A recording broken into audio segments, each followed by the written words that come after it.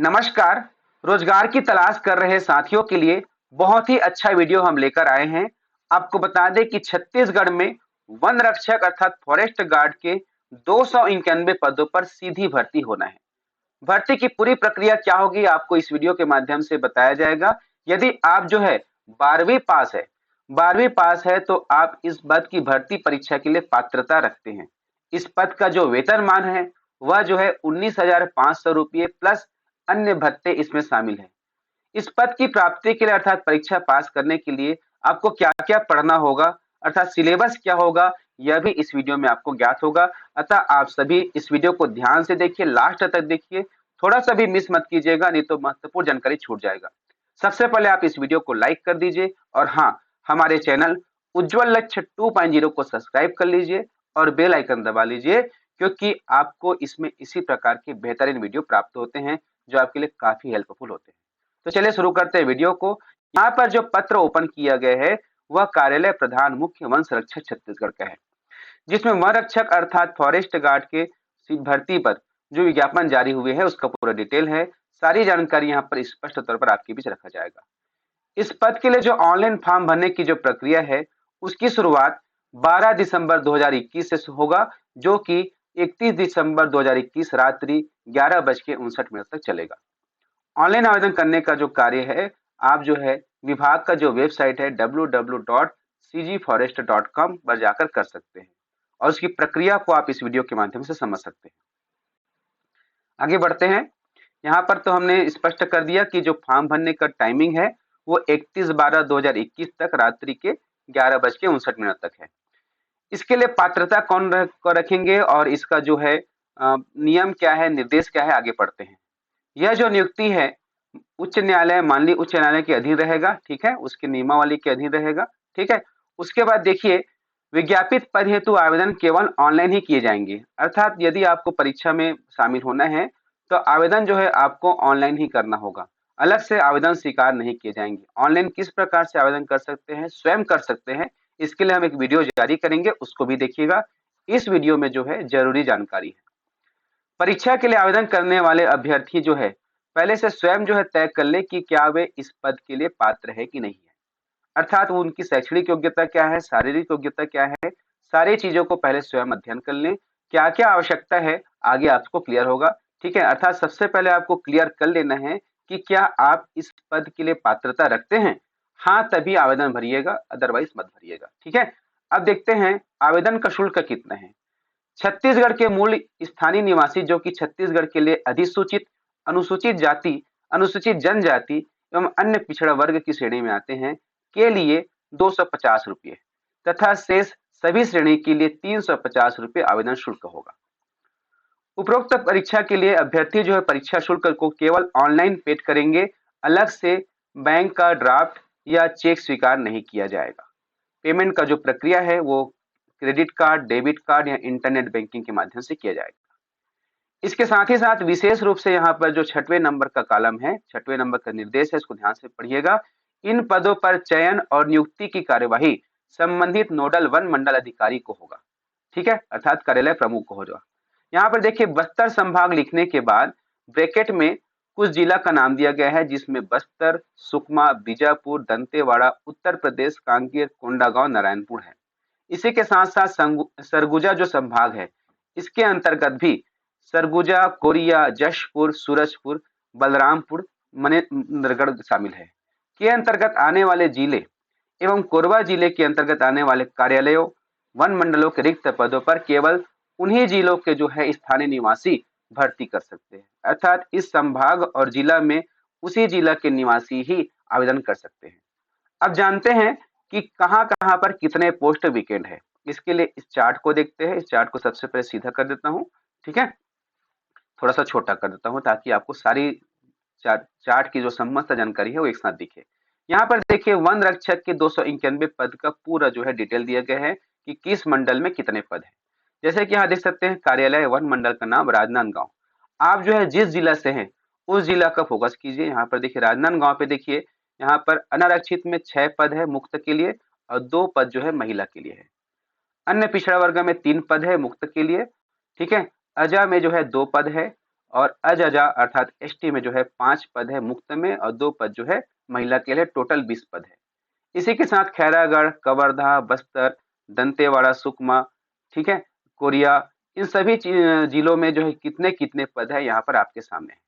इसके आगे और जो पेज है उसको भी ओपन कर रहा हूँ, इसको भी देख लीजिएगा, ठीक है। इन सभी में जो है आप आवेदन कर सकते हैं। केवल अपवाद वहीं पर है जहां पर बताया गया था सरगुजा संभाग और जो बस्तर संभाग है और कोरबा जिले में है, वहां पर स्थानीय निवासियों को ही प्राथमिकता दी जाए, वही जो है फॉर्म भर सकेंगे, ठीक है, उन्हीं को ही नियुक्ति होगी, बाकी के लिए ये सब नियम नहीं है। आगे बढ़ते हैं। यहाँ पर इसको फिर से थोड़ा सीधा करना पड़ेगा क्योंकि पीडीएफ इसी प्रकार से आया है। अब यहाँ पर बात करते हैं कि शैक्षणिक योग्यता क्या होगी। किसी भी मान्यता प्राप्त मंडल से हायर सेकेंडरी परीक्षा अर्थात 10+2 उत्तीर्ण होना चाहिए, अर्थात 12वीं पास इसमें मांगा गया है। आयु सीमा देख सकते हैं, आयु सीमा जो है छत्तीसगढ़ के मूल निवासियों से 1 जनवरी 2022 की स्थिति में उम्र जो है 18 वर्ष से कम नहीं होना चाहिए और 40 वर्ष से अधिक नहीं होना चाहिए। लेकिन जिन साथियों को छूट चाहिए उम्र में, उनके लिए भी नियम है, जिसमें देखिए क से लेकर के यहाँ तक पूरा नियमावली है। आप जो है इस नियमावली को पूरा पढ़ लीजिए, आपको छूट प्राप्त हो जाएगा यदि आप चाहते हैं, आप छूट के समय सीमा के अंतर्गत आते हैं तो। अब उसके बाद देखिए वेतन कितना होगा। वेतन जो है सीधी भर्ती का इस पद के लिए जो वेतन है वो जो है 5200 से 20,200 और ग्रेड पे 1900 होता है। इसका जो वेतन होता है वो 19,500 बनता है। इसमें पहले वर्ष में आपको मूल वेतन का 70% प्लस भत्ता, सेकंड वर्ष में 80% प्लस भत्ता और थर्ड वर्ष में जो है 90% प्लस भत्ता प्राप्त होगा, ठीक है। इसके बाद देखिए शारीरिक अर्हता, शारीरिक योग्यता क्या चाहिए। शारीरिक माप देखिए पुरुष के लिए अलग है, महिला के लिए अलग है, इसी के साथ साथ वर्ग के लिए अलग है। यहाँ पर देखिए अनुसूचित जनजाति, जो अनुसूचित जनजाति है उनके पुरुष वर्ग के लिए 152 सेंटीमीटर होना चाहिए ऊंचाई, जो है ऊंचाई कितनी चाहिए 152 सेंटीमीटर, और महिला की जो ऊंचाई है 145 सेंटीमीटर। अनुसूचित जनजाति के अलावा अन्य जितने भी अभ्यर्थी है उसमें पुरुष वर्ग के लिए जो ऊंचाई है 163 सेंटीमीटर और महिला के लिए जो है 150 सेंटीमीटर कहा गया है। इसके साथ ही साथ सीना का जो माप है समस्त वर्ग के लिए, इसमें कोई वर्ग विशेष नहीं है, सबके लिए जो पुरुष साथी का है न्यूनतम जो है 79 सेंटीमीटर होना चाहिए और अधिक, और महिला के लिए जो है 74 सेंटीमीटर।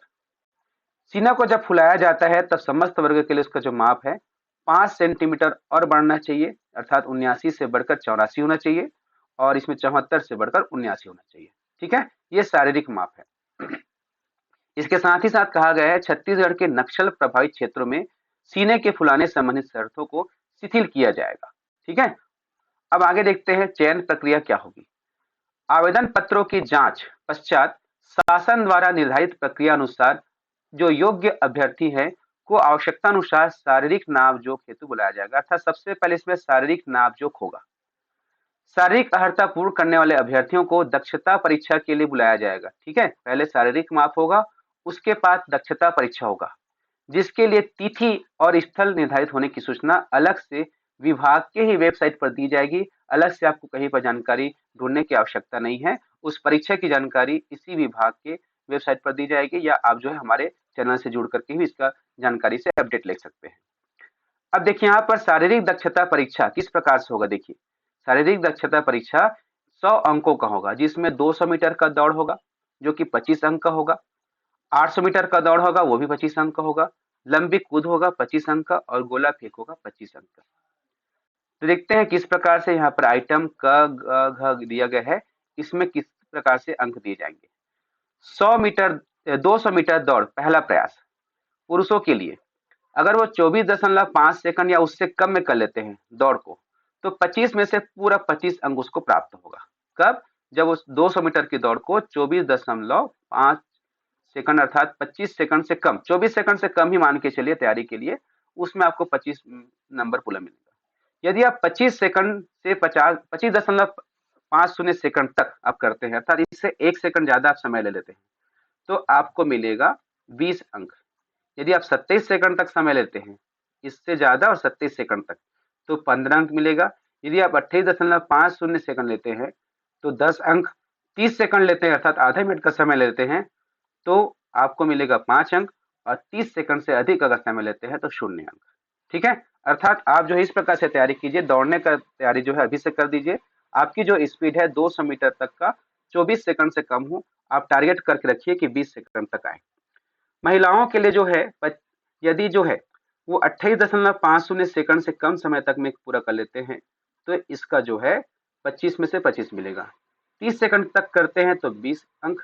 यदि 31.50 मिलते हैं तक सेकंड तक जो है दौड़ लेती है तो वो जो है 15 अंक प्राप्त करेगी। यदि 200 मीटर की दौड़ को पूरा करने के लिए 33 सेकंड का समय लेती है तो 10 अंक। 34.50 सेकंड तक समय लेती है तो 5 अंक, और 34.50 से ज्यादा लेती है तो 0 अंक। इतना है, तो आप जो है दौड़ की अच्छे से तैयारी कीजिए। इसके बाद देखते हैं आगे क्या है। 800 मीटर दौड़ एक प्रयास मिलेगा, ठीक है, इसके लिए भी आपको एक ही मौका मिलेगा, पहले के लिए भी एक मौका, इसमें भी एक मौका। आपको यदि आप 800 मीटर दौड़ के लिए यदि आप 2 मिनट 10 सेकंड या उससे कम लेते हैं, 2 मिनट 10 सेकंड या उससे कम लेते हैं तो 25 में से 25। 2 मिनट 20 सेकंड का समय लेते हैं तो 20। 2 मिनट 30 सेकंड का समय लेते हैं तो 15। 2 मिनट 45 सेकंड का समय लेते हैं तो 10, और 3 मिनट तक का समय लेते हैं तो 5 अंक, और 3 मिनट से अधिक लेते हैं तो 0 अंक। ये पुरुष वर्ग के लिए है। उसी प्रकार यहाँ पर महिला वर्ग के लिए है। ठीक है, इसके बाद जो अगला जो गतिविधि है शारीरिक दक्षता का, वो लंबी कूद के लिए है। लंबी कूद के लिए आपको 3 प्रयास मिलेंगे। ठीक है, जो 3 प्रयास में जिस प्रयास में आपने सबसे अधिकतम जंप किया वही मान्य होगा। अब इसमें देखिए, यदि आप 5.50 मीटर अर्थात 5.5 मीटर या उससे ज्यादा जंप करते हैं तो 25 में से 25 मिलेगा। 5.25 मीटर के लिए आपको क्या मिलेगा, 20 अंक। 4.5 मीटर के लिए अर्थात 4.75 मीटर के लिए 15 अंक। 4.25 मीटर तक यदि जंप करते हैं तो 10 अंक। 3.75 मीटर तक 5 अंक। 3.75 मीटर से कम के लिए 0 अंक। उसी प्रकार महिला वर्ग के लिए लंबी कूद में यदि वो 4.25 मीटर या उससे ज्यादा जंप करती है तो 25 में से 25 अंक प्राप्त होगा। इसके साथ ही साथ बाकी जो है दूरी के हिसाब से यहाँ पर अंकों का विभाजन है, आप देख लीजिए। उसके बाद गोला फेंक। गोला फेंक जो है 3 प्रयास आपको मिलेंगे अर्थात 3 मौके मिलेंगे, और जो गोले का वजन है वो पुरुष वर्ग के लिए 7.62 किलो का होगा और महिला वर्ग के लिए 4 किलो का होगा। तो देखते हैं क्या इसमें नियम है। गोला फेंक जो पुरुष वर्ग के लिए 7.62 किलो है अर्थात 7 किलो 600 ग्राम।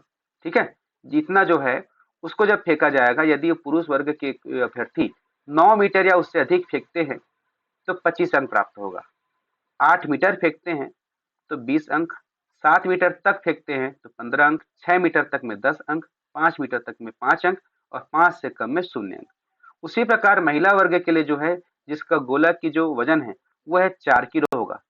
4 किलो वजन के गोला को यदि 8 मीटर या उससे अधिक फेंकती है तो जो है 25 अंक।